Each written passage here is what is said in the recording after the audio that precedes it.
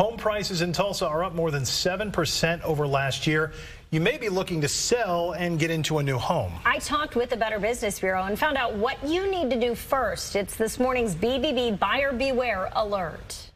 The housing market is competitive. You can make your offer more competitive by getting pre-approved for financing. This lets the seller know you're serious and that the deal will likely make it to closing without financing issues. The first thing we recommend people do are go to the bank and talk about what your options are for your specific finances. How much can you really, take on in debt? Is that reasonable? What are your terms going to be? All of those things are really important, so start with the bank.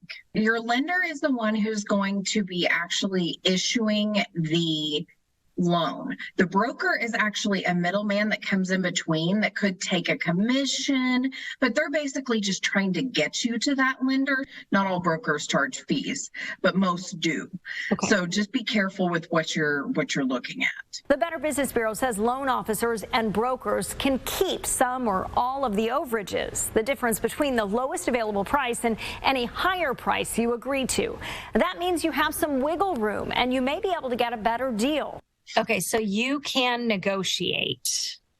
Yes, you can negotiate with your loan officers and with your brokers and your real estate. Everything can be negotiated. Just know that depending upon your credit will be how flexible you can negotiate. The BBB says get a written list of all the costs and fees included in the loan. Then ask if they'll reduce or waive fees. You can also show them a competitor's offer to try to get a better deal.